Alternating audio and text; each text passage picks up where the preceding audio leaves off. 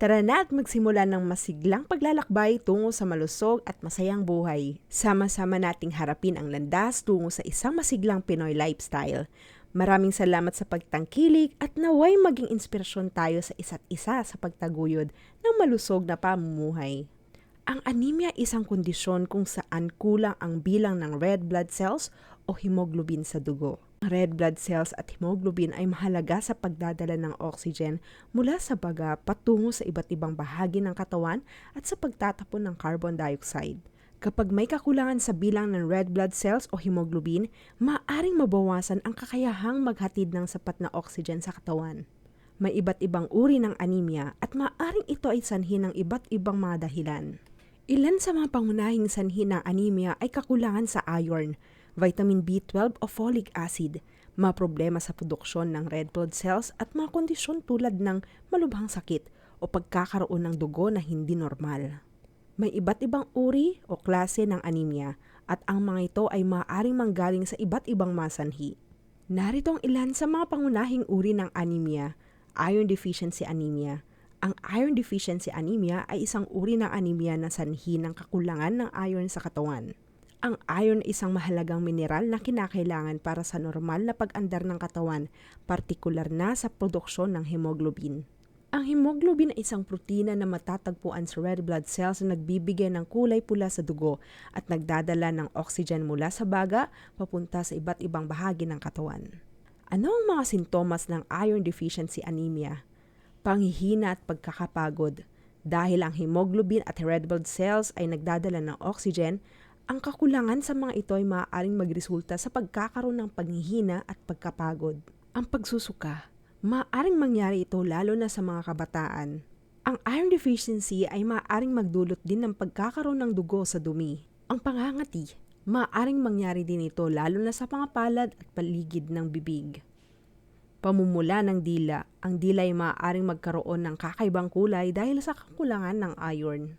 Vitamin deficiency anemias. Ang vitamin B12 deficiency anemia ay nagaganap kapag kulang ang vitamin B12 sa katawan na kinakailangan para sa normal cells na produksyon ng blood cells.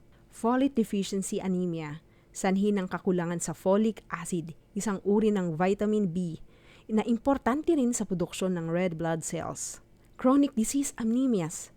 Maaring maging sanhi ng anemia ang ilang malubhang karamdaman tulad ng chronic kidney disease, inflammatory disorders at iba pang kondisyon na maaring makaapekto sa produksyon ng red blood cells. Hemolytic anemias. Ang uri ng anemyang ito ay sanhi ng mas mabilis na pagkawasak o pagkasira ng red blood cells kaysa sa normal. Maaring ito ay genetic o maaring dulot ng iba't ibang mga kondisyon.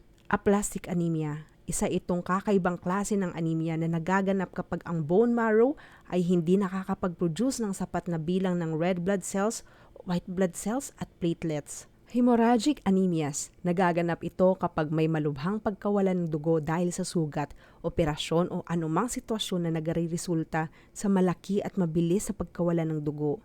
Sickle cell anemia. Isang genetic na kondisyon na kung saan ang mga red blood cells ay nagiging hugis sickle o crescent na nagre-resulta sa mas mabilis na pagkasira ng mga ito. Bakit nga ba mayroong mga taong anemic? May ilang mga pangunahing dahilan kung bakit may mga taong nagkakaroon ng anemia. Narito ang ilan sa mga pangunahing rason. Kakulangan sa iron. Ang iron deficiency anemia ay isa sa pinakakaraniwang uri ng anemia. Ito'y nagaganap kapag kulang ang iron sa katawan na kinakailangan para sa produksyon ng hemoglobin sa red blood cells. Ang hindi sapat na pagkakain ng mga pagkain na mayaman sa iron o ang hindi sapat na absorbsyon ng iron sa katawan ay maaring magdulot ng kakulangan nito. Kakulangan sa vitamin B12 o folate. Ang kakulangan sa vitamin B12 o folate ay maaaring magdulot na hindi sapat na produksyon ng red blood cells. Ang mga pagkain tulad ng karne, isda at mga produktong gatas ay mayaman sa vitamin B12, samantalang ang mga gulay at prutas ay naglalaman ng folate. Genetic factors. May mga genetic na kondisyon tulad ng sickle cell anemia, thalassemia at iba pa na may-aring magdulot ng anemia. Ang mga kondisyong ito ay nagre-resulta sa mga abnormal na red blood cells na maaaring madaling masira. Malubhang pagdudugo. Ang mga malubhang pagdudugo mula sa ugat operasyon o kondisyon tulad ng ulcer o kahit na buwang regla ng kababahian ay maaaring magresulta sa pagkawala ng maraming dugo na maaaring humantong sa anemia. Chronic diseases. Mga malulubhang sakit tulad ng chronic kidney disease, inflammatory disorders tulad ng rheumatoid arthritis at iba pang karamdaman ay maaaring makaapekto sa produksyon ng red blood cells. Pregnancy. Ang pagbubuntis ay maaaring magdulot ng anemia dahil sa pangangailangan ng mas maraming iron para sa pag-unlad ng sanggol. Autoimmune disorders, mga kondisyon tulad ng autoimmune hemolytic anemia kung saan ang immune system ng katawan ay sumisira ng sariling red blood cells ay maaaring magdulot ng anemia. Kung mayroon kang o kinaakalang mayroon kang anemia, mahalaga na kumonsulta ka sa isang doktor para sa tamang pagsusuri at diagnosis. Ang iyong doktor ay makakapagbigay ng mga sumusunod na hakbang. Ang doktor ay maaaring magrekomenda ng ilang mga pagsusuri tulad ng blood test para sa hemoglobin at iba pang mga markers ng anemia. Ang pag-alam sa sanhi ng anemia ay mahalaga para sa tamang paggamot.